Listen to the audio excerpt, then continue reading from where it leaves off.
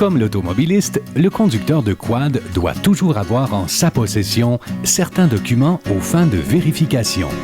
Ces documents sont le certificat d'immatriculation du quad ou le contrat de location, la preuve d'assurance, un permis de conduire valide et, si applicable, un certificat d'aptitude pour la conduite d'un quad. Dans les sentiers fédérés, le véhicule doit avoir une vignette de droit d'accès apposée sur l'aile avant gauche. Le conducteur doit aussi avoir en sa possession la feuille qui lui a été remise lors de l'achat de son droit d'accès.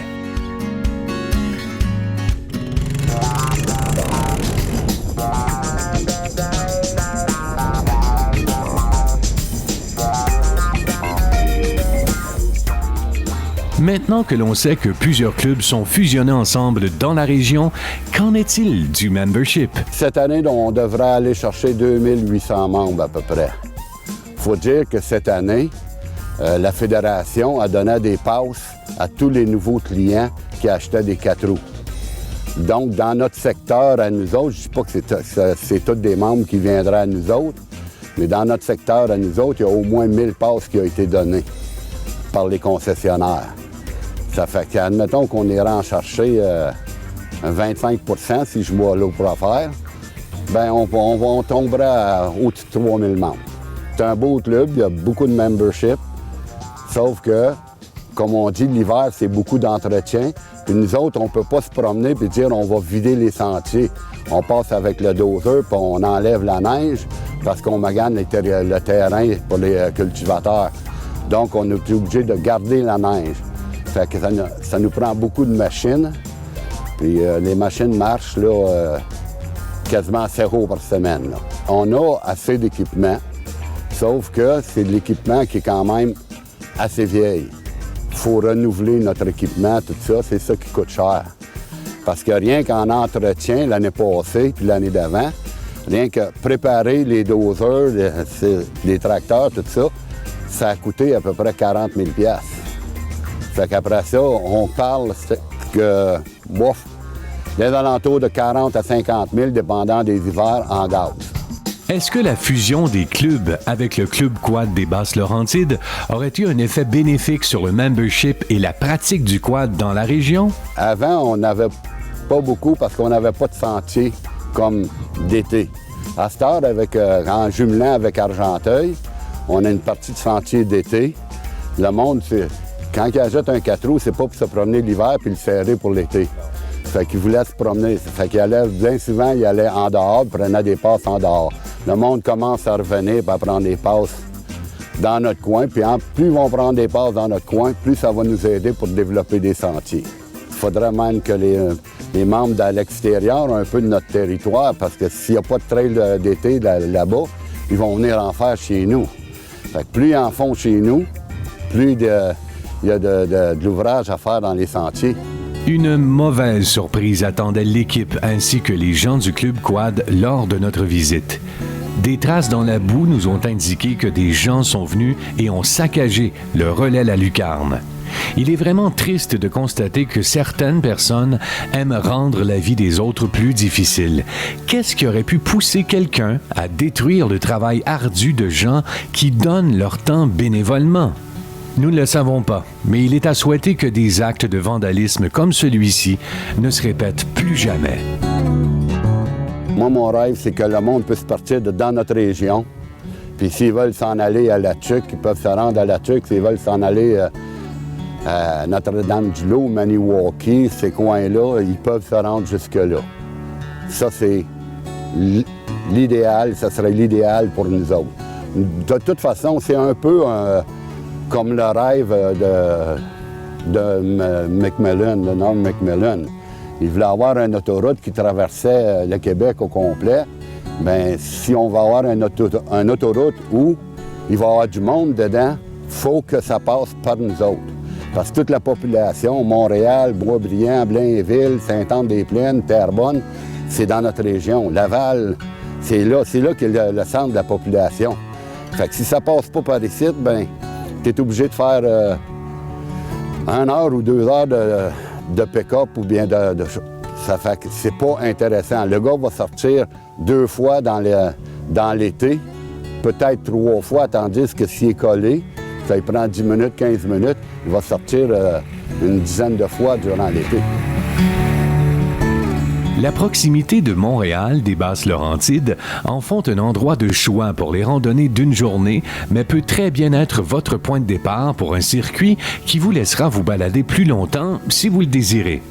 En attendant, on vous invite à aller faire un tour du côté de Carillon. Les gens du Club Quad des Basses-Laurentides sont fin prêts à vous accueillir été, automne, tout comme en hiver. Bonne randonnée!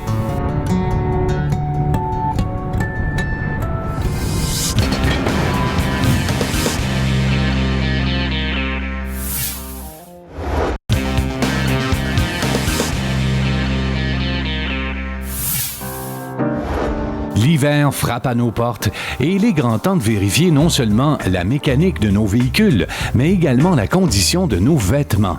Après plusieurs saisons, on constatera peut-être qu'un changement s'impose pour une nouvelle paire de pantalons. Les pantalons, comme ceux de la compagnie Choco, s'assurent non seulement que le matériel soit imperméable, mais également que les coutures soient protégées par un scellant, ce qui vous assure de rester au sec, même si vous rencontrez quelques heures de neige ou de pluie durant votre randonnée.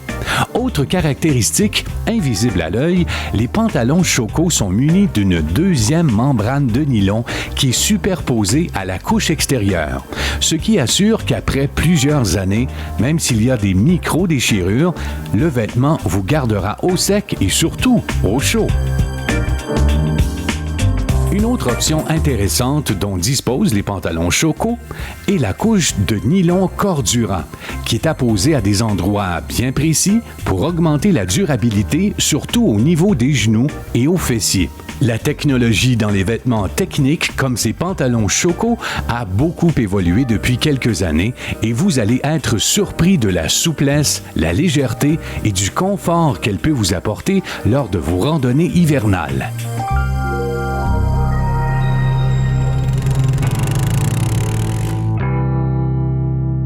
On délaisse les Basses-Laurentides maintenant pour se diriger dans la belle région du centre du Québec, à Drummondville plus précisément, où Ken a rencontré Carl Langlois de chez Kimpex pour jaser de pelles rétractables pour quad. Carl, c'est vraiment toi qui es l'expert pour nous jaser de la fameuse Click & Go 2. Écoute, effectivement, on a essayé de révolutionner la chose au plus haut niveau, amener le plaisir de la pelle de pouvoir sortir dehors et puis faire le travail le plus facilement possible. C'est quoi qui a été le plus facile ou le plus difficile à faire sur un ensemble comme ça pour que ça aille vite? Bien, c'était le système de ne pas avoir besoin de se pencher, qu'on soit capable de le faire en plusieurs étapes. Exactement, que ce soit le plus facile. Avant, on avait besoin de s'accroupir, de s'enligner vraiment exactement. Des fois, c'était un petit peu plus de travail, donc on a essayé de juste alléger le tout. Et puis, je pense qu'on a bien réussi. Le consommateur, quand il voit le kit en démonstration, qu'est-ce qu'il se dit? Deux choses. La première, facilité de montage. Deuxième chose, pouvoir monter la pelle le plus haut possible. Souvent, on a des obstacles, un peu une chaîne de trottoir. On va avoir beaucoup de glace. Souvent, quand il y a eu de la pluie au travers de ça avec du gel, la pelle se promène beaucoup. Donc, on va chercher beaucoup de stabilité, faciliter le montage. Le plus gros changement, c'est qu'on a mis un pivot qui est dans le devant du cadre. Et puis, à partir de là, on peut monter la pelle qui était contrairement avant entre 8 et 11 pouces. On était capable de la lever jusqu'à 16 pouces, donc qui libère tout le dessous. On a rajouté aussi des lampes de ressort qui s'apprête un peu sur le principe d'une remorque qui combat un peu le métal qui, donc, quand il va redescendre la pelle, bien, la pelle va rester au sol.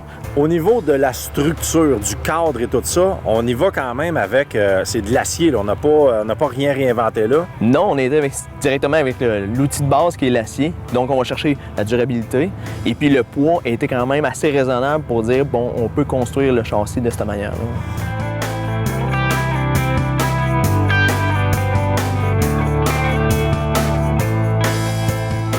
Donc, Carl, pour le commun des mortels, ma première fois, on essaie ça. Elle est complètement en terre, pas installée. On est prête. 5, 4, 3, 2, 1. Premier crochet. Deuxième crochet, assez simple. Tu vas opérer le treuil.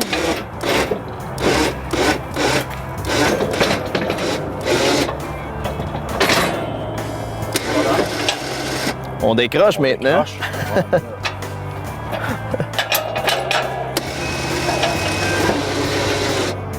ça serait dur de dire que c'est compliqué. Effectivement, c'est presque trop simple. C'est trop simple, mais c'est parfait comme ça. C'est click and go. C'est ça. Merci, Carl. Cette émission vous a été présentée par la Fédération québécoise des clubs quad. Aviva Assurance. Et par vos fabricants de quad.